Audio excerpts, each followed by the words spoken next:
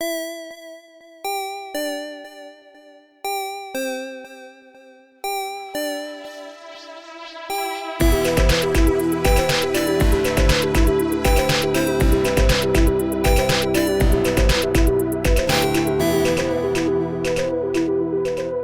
after sitting in 45 minutes of stopped traffic on 65 in the snow while Jake desperately looked for a place to pee and only found the tops of houses over the overpass, we're back from LaunchCon. I was going to say, that makes it sound like I'm very tall. Yeah, I mean, it was a pretty good weekend, I think. We got to go to Illinois and just dick around in a hotel room all weekend, which is not common and not ideal for us probably, but a good time nonetheless. We got our booth. We got to spend time with a lot of people we don't get to see very often. Got to meet some people who listen to the show and hang out with them. That was cool. Got a lot of fun goodies. You got some good shit. That's true. So when we did the fan art contest a couple months back, Megan had made the cross stitch of our logo, which is awesome to look at. It's beautiful. And I found a cross stitch of a D20 that's on the one side, and it says, well, shit. So that's going to hang next to the logo that she has made. As a summation of our experience. Yeah. I also got the radiuses and the cone effects for like Pathfinder and D&D, where it's a 3D print, and it is just all the shapes you would need depending on what the blast radius is of your spell or the cone effect, and you can just place it down on top of your mini, and it shows you exactly what you can hit. Rachel reminded me that the Twitter giveaway will end. We're giving away a book of Monster of the Week as well as a series of dice. So if you want to enter that, you can go to at the Critshow on Twitter, and you can enter by following the link that is the pinned tweet at the top. We got a really cool compliment the other day on Twitter. The guy who writes the IDW D&D comic mentioned us and talked about the podcast and the way that we run Monster of the Week. And he actually has written a number of RPGs as well as he created Leverage and The Librarians and Jackie Chan Adventures, which was a childhood favorite of mine and also a freshman year of college favorite of mine. What was your favorite medallion? If I remember right, I think it was the Ox. It's an episode where a luchador has it, and he's using it to win fights, but he's doing that to, like, pay for an orphanage or something. Like, he's cheating, but with a very noble cause. The only way that he can make this money to save somebody is by using the talisman, and that's a really cool episode. I noticed the other day that as I was going through a bunch of our statistics, I guess you would call them, that our iTunes reviews have steadily been going up suddenly. So if you are taking the time to fill out those reviews on iTunes or Facebook, thank you so much. It does help us reach a broader audience. If you haven't had the opportunity to do that yet or the time, if you could take a second, it really helps us out in the sense of being seen by new people, or rather, being heard by new people. Really trying to climb back up from that 2-star. We've been fighting our way out of there for a long time. It's been a long road to hoe, but we are almost there. Oh, also, while we were at LodgeCon, we signed up for Extra Life. And so we are going to take the opportunity. I know that they have their national day. I think it's the the first weekend in November. But they also said, you can kind of do it whenever you want. So we each individually signed up for Extra Life, and we're going to make a team. We're going to make a Critshow team. And I think the conversation we had was possibly trying to do our live stream on our anniversary. Since that point will kind of be, I think, where the first season might be wrapping up. So maybe something fun to do. We can do a 24-hour stream and, set up a couple different things of people running games or playing video games and kind of do things in cycles. I know Jake had talked about the idea of, is there a way to write and run a RPG that goes 24 hours straight where different people weave in and out? And how would the DM or any of the players who are there for the bulk of the time survive? Holy crap. Yeah, like an entire season of 24, just real time over the course of 24 hours. Jesus. Speaking of how will people survive, I think it's time to let the recap roll. This tall, dark-haired figure with a sunken face scars and puckers over all of the exposed skin that you can see. The nose looks like it is broken.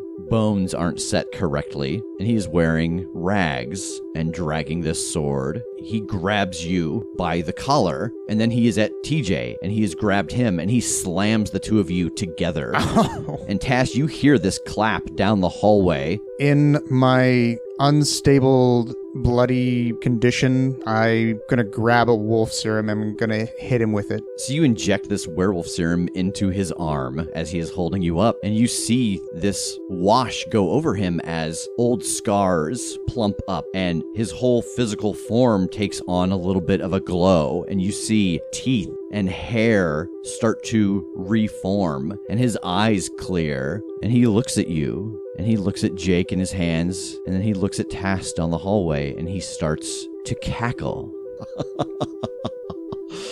Oh, I have not felt this good in years. Oh, you I might keep around. But you others, you must die, for you have invaded the lair of Critshow the Deathless. Tass, you are standing in this dark corridor underground, and this man has just been infused with werewolf serum. You saw TJ inject it into him, and all of his wounds healed up, and he looks far less dead than he looked before, and he is holding Jake and TJ like ragdolls, one in each hand, and he has just slammed them together. What are you doing? I've got the shotgun up, but I'm not taking a shot or anything. I think I'm going to address him now that I know that he can communicate. Oh, okay, buddy. Look, we're not looking for trouble from you. If there's something that we can do to avoid a fight, let's explore that. He pauses. Roll manipulate someone. Oh, no. 8. He lowers them down a little bit, and the tension goes out of him. What do you mean that you would do something for me? Well, I mean, just by nature, we're not looking for a fight. We don't want to offend you. Any aggressive action we've taken towards you has been in self-defense. I just want that to be clear. I don't want to cause you trouble. So if there's something that you want that we can maybe settle on sort of a truce, I'd be willing to explore that. Why are you down here? Woof. I'm here for the Spear of the Chosen, and in order to get that, I'm essentially trying to complete a trial for Baba Yaga. Interesting.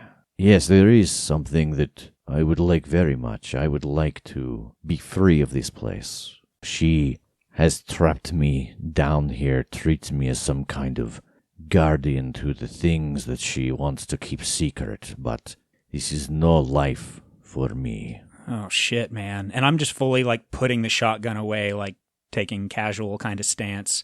I'm sorry. That sucks. Look, you have my word that I'm willing to help you get out of here. Some of the things that we have to do is I have to figure out the other things that I need to take out of here to her. Unfortunately, I have no real way to research here right now how to get you out, but I give you my word I will do everything in my power to find out what this enchantment is and break it. There is something down here. There's a room I cannot go into because it is above running water. Oh. I cannot pass across the water.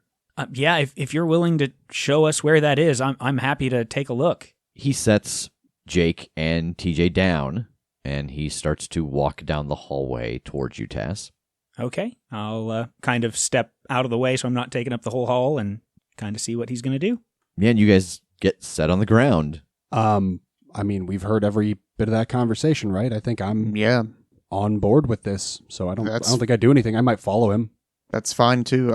In fact, I'm going to go ahead and hit myself up with one of those werewolf serums because I am unstable. So he leads you down almost to the bridge where Tass had thrown his sword into the water, and he touches the wall on the right side, and it slides open. Oh, fancy.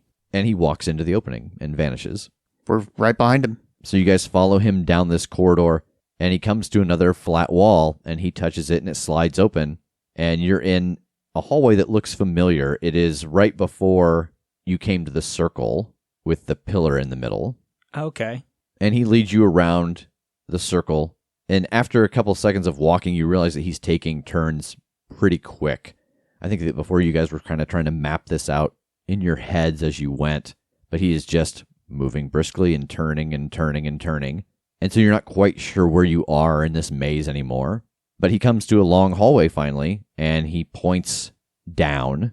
Down at the end of this is another bridge. It does not have passage I can find that leads to it, and I think that whatever perhaps keeps me here is there because she knows I cannot get to that room. Okay, boys, you ready to check this out? Ready and willing. Yeah. Okay, we'll go check it out, and gonna head that way. So you guys go down this hallway, and it curves around to the right, and sure enough, there is a bridge again, and there is running water, and you see his sword float by. And there is a little room on the other side of this bridge, and there is a chest in the room. Is it magical? I'm going to go ahead and put on my goggles, and since they're already on electromagnetic spectrum, everything's fine. It is very magical. Yeah, this thing is glowing, like, hardcore. I want to take my car keys out, and I just want to tap it on the top, like a la Sora from Kingdom Hearts. See if it opens, just, ding, ding. It does not, but, Okay. but your key melts, and you can't turn the car on anymore. Uh, No, it does not open. I mean, we could just try and carry it back to the Deathless man, and he can do whatever the hell he wants with it, oh. right? Isn't his whole problem that he just can't get to it? That's a good point. Yeah, let's try to lift it. All right, try to lift it. It does not move. Well, that figures. Like it's basically stuck to the ground then. Correct. Okay. Is there anything else in here besides this chest? There's not. All right, cheers, and I'm gonna try to open it. Roll weird. New set of dice. Don't fail me now. That's a 5. It's a 5 is what I got. You take 2 points of damage as you get blown backwards down the hall onto the bridge. I'll run after him, like help him up. Like, what was that? Yeah, same. It hurt. It hurt so bad. Yeah, you need one of these, and I, produce a werewolf serum. No, not yet. Calm down. Oh my God. Okay, so just opening it's kind of a bad idea. What did the force that knocked him back look like? Was it just like an invisible force, or was it like a spark of electricity, or like fire, or anything? For you, it was an invisible force. But TJ, since he has his goggles on, did see a flare come out from the chest at Tass's touch. Well, guys, I would suggest we don't touch this. There's got to be a way to open it up. Try the latch with your hammer, maybe. What? Just like get the tip, like just- one of the corners of the hammer under the Fiddle with latch it and just try to kinda- lift. Yeah. All right, I'll try that. Try what? I agree. I think he's saying just like scoop the latch up with the hammer, sort of. Like if you were trying to flip a light switch with something, you just kind of drag it along the surface and With like flip a- the switch up. With like a baseball bat or something. Yeah. Uh-huh. But like, So you're trying to undo the latches with the hammer. evidently. I'm not saying you have to do it. I'm saying that's what I'm suggesting. Those are two different things. I think I will try and just like touch it with the hammer, see if anything happens. Nothing happens. I'm just going to give it a shot even though it failed for you. Like, with your good. hands? I think with my hands. You saw that it was a blast of magic or whatever, Right. and Yeah. I'm more magical, so I'll give it a shot. All right, roll weird. Good luck. Thank you. 13. It opens. Oh, okay. All right. Tass I appreciate you. I feel like an idiot, but thank you. Tass is brooding. Like, he's like, I'm not magical. What's in it? A rabbit, very large, and it looks at you, and it is scurrying around inside of the box. What? Okay, watch it for a second. I'm gonna, before we touch it or do anything, I want to go, report this to him and see if he has any context here of what we should do. And I'm gonna just turn on a heel and sprint back. All right. Hello. So there was a chest that was magic, and it hurt me real good, but we got it open, and there's a rabbit in it. And you see his eyes get large, and he grins. Yes, you must kill it and get what is inside out. Keep going till you find what I need. Okay, do I get a hint of what's inside? Oh, you will know when you see it. Cool. I'll be right back. And I'm going to very disturbedly run back down the hallway. And as you're leaving, you can hear him muttering, I can't believe that she would keep it here. Oh, she will be sorry. Okay, so I'm going to get back down and kind of huddle them up. Okay, so he wants us to kill the rabbit, and there's something inside the rabbit that we're supposed to bring to him, and he really seems like he is going to try to mess her up after we let him free. So I'm really at a crossroads here, y'all. I don't love the idea of betraying Baba Yaga. Look, all she told us was that we need to come down here and get the thing and that we wouldn't be alone. So, I mean, this is a way that we're dealing with it. It's problem solving. Yeah, I think let the powerful man that wants to kill me free to kill me is kind of implied in any given deal. That's true, but I don't know, she could have given us some context and didn't. I know that's going to suck, but a deal's a deal. She seemed very compelled to have to deal with us completing this if we do, so... Right. Cheers, you know what I mean? I get it. On the other hand, when I call DoorDash, I don't say, bring me a pesto cavatappi from Noodles & Company, and also don't free the man that wants to kill me. Like, that one's just... it's just implied. It's just understood. That is the best analogy I've ever heard. Okay, so 2 choices. We do it and we let this guy free, or we just charge down that hallway and try to kill him again, knowing that he is the Deathless. What if we take the rabbit and we run away? He can't cross the water. What if we go down the water? Where's the water go?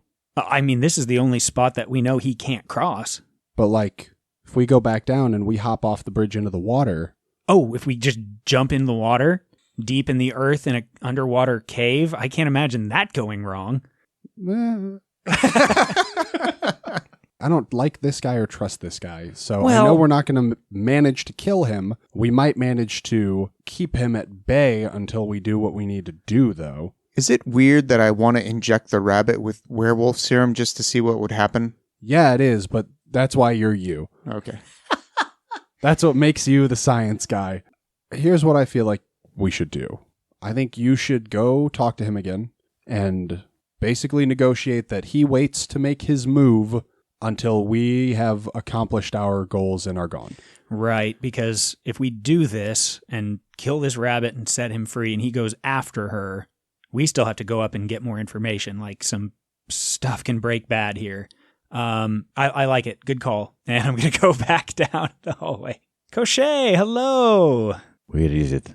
Okay, I just want to straighten some things out because, again, my prerogative here is to get you free. That is what I have promised you. That's what I'm going to do. But I'm just hoping that we can kind of work out a timeline here because I assume you're going to want to go after her and get your revenge and do all that good stuff, right? Which I respect. He's just looking at you dead-eyed. Cool. Okay, so here's the thing. Because I still need her to be able to get that spear. So I'm not even going to I'm not going to do this hostage situation where I'm like, hey, I'm going to do all my stuff first and come back. This is the olive branch I want to offer you right now is we'll do this right now. Take care of the rabbit, get you the stuff, let you be free. But I just would very much love it if you could wait to make whatever your move is until after we accomplish our mission and get out of here. Would that be okay? Oh, yes, of course, my friend. It is no problem. And I have your word. Yes, of course. Since motive. Yeah, can I roll like a... I don't know. Yeah, roll sharp if you want to try to see if... That's a 9. It seems to be legitimate. Okay. All right. I'll be right back. And I'm going to walk back down. I'm inclined to think that we're cool. Okay. God, I feel so bad for the rabbit. I know, dude. I know, but Can I hold it for a second? Like, yeah, pet it? no, don't get attached. All right, Lenny. I want to... I just walk up and shoot him in the back of the head. Steinbeck, y'all. No, don't get attached. Don't do that. Okay. I'm going to pull out my pistol and go to the rabbit in the chest. All right. Is it scurrying around and stuff still? No, it's just kind of sitting still and looking up at you as you approach. Does it look like evil or anything? It looks old and very large. Like old, like man, it's just at the end of its road, like just frail and large with age, and just like can hardly want to go on, right? No. I hate you so much. Old like it's incredibly wise and powerful and has much to offer. Oh shit, y'all! And I'm gonna kill the rabbit. You pull the trigger on the pistol at the rabbit, and when the bullet strikes, the fur seems to part, and a large hole forms, and from the hole emerges a duck. What? Guys, I'm in the weeds here again. Do I take him the duck? Do I kill the duck? Do I find something in the duck? I think we should just tell him about the duck and see what he says. He did tell you that you'd know what he needed when you saw it the first time you talked to him. Just walk back like towards his line of sight and just hold up the duck and go. Huh? And he shakes his head, and it's like a trying on clothes montage. New girl. It's Winston and Cece. You're just like the duck. I eventually just have a polar bear that I'm just riding on. Like I don't know. You're just like, yeah, this one, and he's like, no, and you're like, okay. Betty White's in there. Like it's just it's just those Russian dolls getting bigger somehow. Yes. I don't know how. Oh no, it's Betty White the Deathless. It's a reverse Russian nesting doll. Oh my god. Okay, I guess I'm gonna shoot the duck. You shoot the duck, and Betty White. No, you shoot this duck, and the bullet passes through the duck, seems to peel away, and there is a large egg inside of the duck. I feel like I have to crack the egg now. What does an egg have to do with getting out? He said I'd know. Well, maybe it's symbolic. Maybe it's like, cracking the egg I'm is gonna like crack the breaking the prison. You crack the egg, and inside of it is a needle, like a sewing needle. I'm gonna pick up the needle. Uh-huh. I have it in my hand. Yes. Does it seem flimsy, like it could break?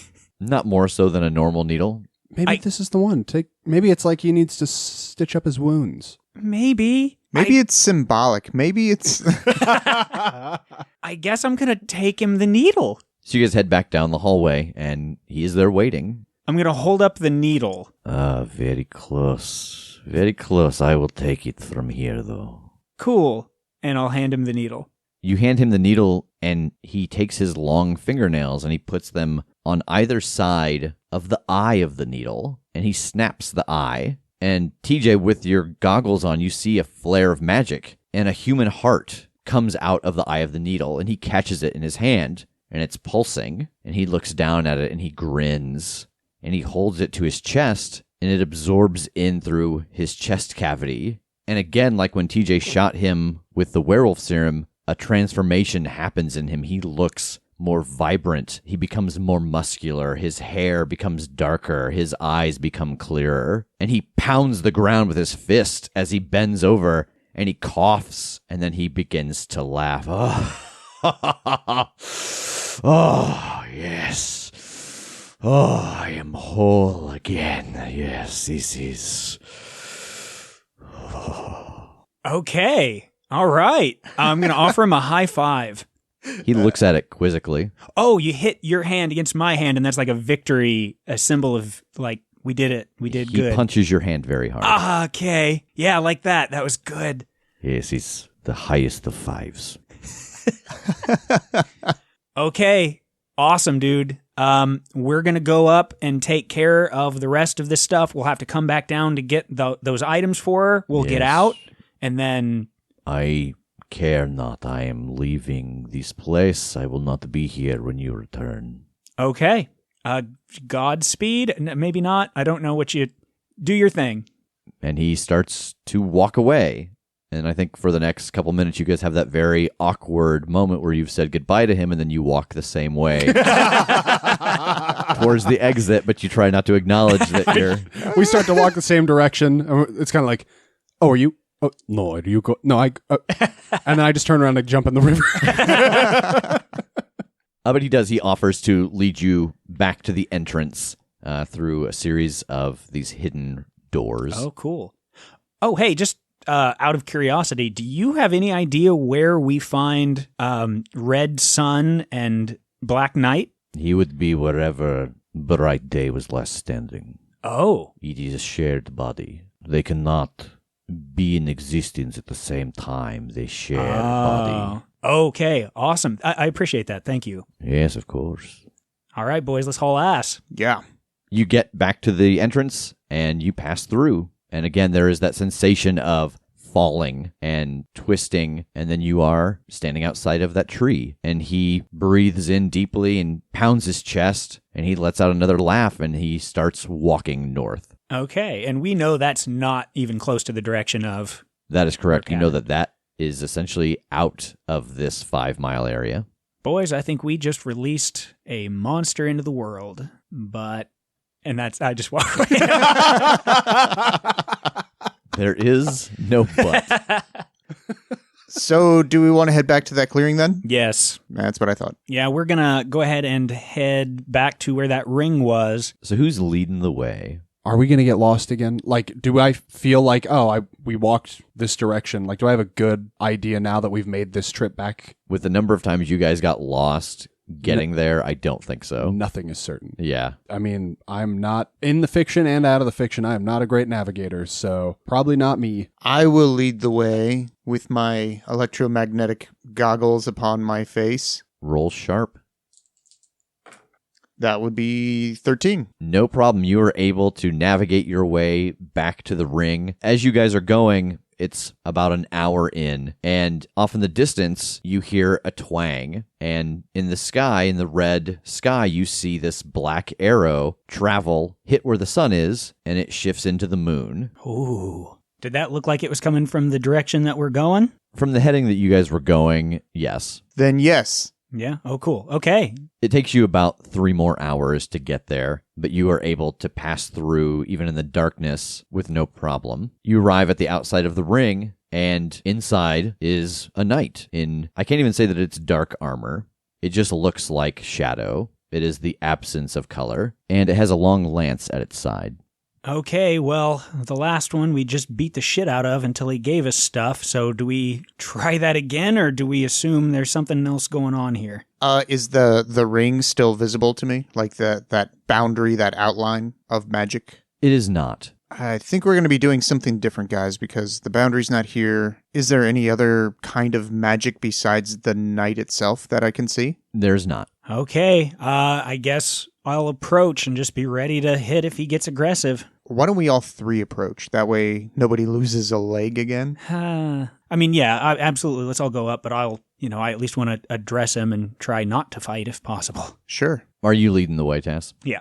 As you approach him, he turns and he faces you, and he knocks the butt of the lance against the ground and then holds out a hand. Like palm up or like to shake? To shake. Oh, I will shake his hand. You shake his hand, and you are both engulfed in shadow. There is a hissing and a wailing and a flurry, and TJ and Jake, you're both driven backwards from the sound and the ferocity of this, and it clears, and there sits Tass on a horse, and the knight in the shadow armor is on a horse as well, and it turns and starts to gallop away. Am I in my right mind? Yeah. I want to try to turn the horse and follow him. You cannot. Oh. If you try to follow him, you cannot follow him. Oh, no.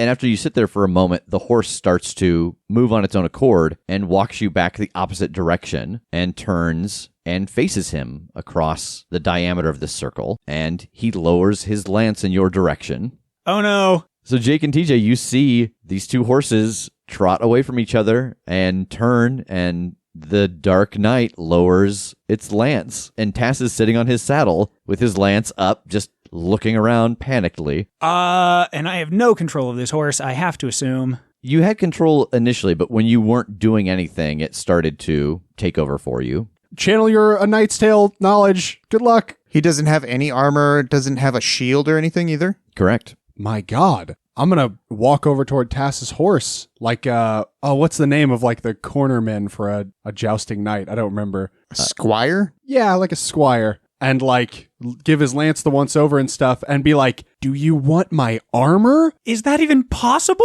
I mean, I can take it on and off, so I don't see why I couldn't put it on you.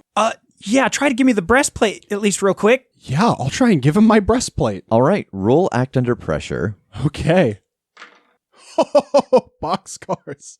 14. You reach up with one hand and you quickly undo the 2 buckles on the side and open it up like a clamshell and throw it on him, run to the other side, and buckle it right as the horse takes off. Oh my God, I'm going to lower the lance and just try to bear down and do this thing. All right, roll, kick some ass. Oh, Lord. Somebody give me a set of dice. Here, take these. Take this cup. You know what's happened in the past when you've tried to give me your curse dice. Yeah, I know. 9. You pass him and clip his shoulder, and he staggers a little bit, and the horse continues on, and you turn back around, and he lowers his lance again. I'm going to raise mine in the sort of Lancer salute and then lower mine again. Roll kick some ass. Oh, 8. You peg him again as you charge past each other, and as you hit him, part of his shoulder armor comes off and bursts into shadows and melts away. Oh, and I'm going to shout over my shoulder, well jousted. And he turns and lowers the lance again. And I'm going to salute and go for it. Oh, 3. You pass by each other, and you're both off the mark. Oh, my God. I'm rolling dumpster. Okay, Is there salute any way- and charge. Is there any way for me and Jake to help out by maybe shouting out some advice or anything? What do you know about jousting? I have seen a few things, and I know that usually they don't just lower the lances right off the bat. It's almost like as they're racing the horses too, the lance comes down slowly into place, All almost right. like a person raising a gun up. Yeah, roll help out. I got a 7. All right, so Tash, you get a +1. Oh, good. That brings me up to a 3. Oh my God. You take 2 points of damage. Oh. Part of your shoulder feels like it comes away. It doesn't, but it sure feels like it. Do I get to subtract armor? You do. Awesome. Okay, ready to go. All right. I assume that +1 was not ongoing. It is, as long as you keep doing the maneuver he told I you. will absolutely then. Oh, 6. The horses buck at the last second, and you both narrowly avoid each other. Wow. So our devices don't work in as far as no signal gets in or out or anything, but it'll. You can absolutely I'm gonna record this. No, I'm gonna start playing some pump up music through my phone. Oh, okay. Does that count as a help out? Dun, dun, dun.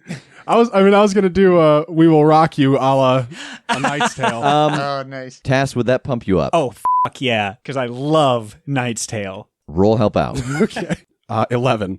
All right, so Tash, you get a hold 2 as long as your horse is galloping to the rhythm of the music. Oh, yeah. Gives me an 8. You take 1 point of damage. It does not defeat armor. You clip each other as you pass, but it's a glancing blow. Oof. Okay, I'm going to salute. 5. As you pass by, you catch him in the hand, and he almost drops his lance and reaches across his body and snags it with the other hand. Oh. Snake eyes. Wow. They are cursed. There we go. That brings me to a 10. You bear down right as the music starts to get into the heavy rhythm, and you lower the lance, and it occurs to you that you'd been letting the horse do all the work, and you spur it once, right before the point of contact, and it jumps just a little bit, and the tip of your lance adjusts just slightly and catches him dead in the chest and knocks him off the horse. Yes! Sweet! Oh. The horses vanish from underneath you. Koreans across the ground. You just fall to the ground unceremoniously. Good. He rises and kneels down and holds up his hand, and in it is a piece of paper. I will take it and then instantly grab his forearm in the handshake and just say that was awesome. Even though I know he's probably not getting this, I'm giving it. There is a return squeeze. Oh, okay. I guess I'll look at this new piece of paper that says, woof, this one is a mouthful. Okay, here we go. The last is in me, you are the one before, but trailing behind the first of last, and lo, the second in the whole family comes first. I throw up. Yeah, you might as well have just spit gibberish at me. I love these kinds of riddles. Okay, TJ, you're my quartet here, my Dark Tower brother in riddles. I think this is a word riddle. I think you're right. The last is in me. So I think the last letter of whatever we're looking for ends in either an M or an E. Okay, I'll write that down. You are the one before. I mean, again, this is just hoping that if this is the riddle trope, then that just means the letter U is the second to last letter. Okay. Does that track? Yeah, because, I mean, yeah. So it's either something that has an or an oo sound to it. Okay. But trailing behind the first of last. So all of that is after the first letter of last, L.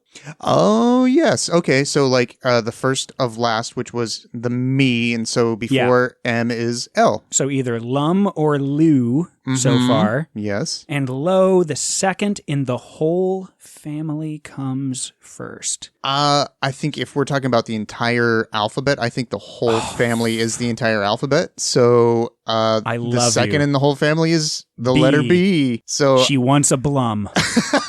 Okay, I'm going with this. I think this is solid. Blue, a blue rose? Hold cool. on. Can we read the clue over again? There was interference. Could you just read it one more time? The last is in me. Oh, guys, it's blue. Oh, I figured it out. It's blue. Perfect. That's the cut I'm going to do is just Tass confusedly reading the riddle for that first time, and then Jake just going, oh, it's blue. Because he gave me $5 and a sandwich earlier. Okay, let's hunker down. Let's camp it out. Is there anything you guys are going to do as you wait essentially half a day? Jake, do you want to just take a minute and pop out of here and just, I don't know, check back with Margaret and stuff? Sure. I mean, just because we've been out of contact for like a day and a half, it may not hurt for us to just be like, hey, we're still alive. We're working on it. Yeah, I can do that. also get us some s'mores. We're gonna be back. We're gonna be out here in the woods. It's gonna be a while. So It's Yeah. true. You guys have not eaten Yeah, gas in station a little run over 24 hours. or Wendy's or something would be dope. I will bring food. All right, so Jake errand boy Jake. teleports. Where are you going first? IPT. Jake, you arrive outside the IPT and you step inside, and it's pretty chaotic here compared to what you're used to. People are running around on cell phones with files filled with paper, and you see Margaret up in her office, and she's yelling into a phone, and she hangs it up, and she sees you, and she waves for you to come up. I'll go up there. As you come up, she meets you in the doorway. Oh, Jake, it's good to see you. What is going on around here? We've lost everything. We've lost contact with all of our agents out in the field. None of our computer systems are working properly. We can't get a hold of anyone. Why? What happened? I don't know. I think it might be Noelle. Can you go check on her? We haven't been able to reach anyone to get there to check on her, but she runs everything that is IPT. She is the central hub. Yeah, I'll go check. I'll run back outside and teleport to the North Pole. All right, where do you want to teleport to? Probably Santa's cabin. I feel like that's where we spent most of our time. You appear in Santa's cabin, and it is unrecognizable. All you see around you, for as far as you can see, is ash and black glass. Like this place has just been decimated. Like the building that I should be standing in is gone and every other building is also gone? Correct. As far as you can see on the horizon, it is char, it is smoke. It is not cold here right now. You feel warm. I'm going to try and figure out what the hell happened, I guess. What caused it? Roll investigate a mystery. 6. You're unable to see anything here that gives you a clear idea of what happened. It is just ash and heat. And like I said before, the earth that you can see is glassed. Is the way into Noelle's operating center there or openable or open? You don't see it. Okay. Can I do kind of like a walk around? Like instead of just trying to kind of identify landmarks, I want to actually move around, kind of kick some rubble around, see if I can find anything with a more thorough search. Yeah, roll sharp. 7. As you move around, you start to get the sense of where things used to be. Off in the distance, you can see the base of what were the candy canes that made the force field. You come across the rubble of the buildings, and as you're by the location where Santa's workshop used to be, something underneath a pile of ash starts to stir. I'm going to ready my hammer and kind of move over there and kick some of the ash away to see what it is. As you kick the ash away to see what's moving underneath, you see a familiar small face. It's Jingles, and he's got wires protruding from the side of his head. One of his eyes is completely blacked out, and you can see his arm and his leg on one side are gone. Oh my God. Jake, what happened, man? What's going on? Oh no, poor Jingles. I don't know, buddy. I was hoping you could tell me what happened here. There was a flashlight, and then, I don't know, everything was gone, and there was a lot of screaming, And his eye is very slowly pulsing, and you can see that it is pulsing slower. Jake, when I dream, No! Oh my God. And the light goes out. Oh my God. I mean, I'm gonna pick him up. I'm not gonna leave him here. So You pick up Jingles, and as you do, something falls out of the hand that was still underneath the ash as you kind of pull him free. what is it? It's a very small remote. It's the same remote you saw him use in Santa's workshop. Okay. I'm gonna grab that, and is it just like one button? It's It like is. a garage door opener. Mm-hmm. I'm gonna press the button and see if I can hear it do anything around here. Roll sharp again. Oh dang. 7. In the direction you came, you do hear a whir and a grind, and it seems like gears breaking. God, I'm gonna go that direction and see what it is. It leads you back to Santa's cabin, and as you approach, you see the gap of the floor trying to open where you used to go down into Noel's command center. I'm gonna pry it the rest of the way open. Roll no limits. 13. Yeah, no problem. You slide the door open, and you're charged with strength for a while. You head down the stairs, and you get into her control center, and everything is gone. Chunks of the wall have been torn out where you know that there used to be pieces. All of the shelving units that held the various vials and components are gone. Her main monitor and her tower are gone. Even all the cords running to other rooms are missing. What about the teleporter room? Is it exposed? It is. In the far corner, that door has been pried open. I want to go check that room too, see if it's intact. You walk into the teleportation room, and the first thing you notice is that all of the monitors are still in fact there. And you step into the middle of the room to look at them to see why someone would have pried their way in. And your eyes drift down as you're thinking, what could someone have taken out of here if all the computer equipment is still there? And your eyes fall upon a divot in the ground, and you follow the divot around and realize that the teleportation ring is gone.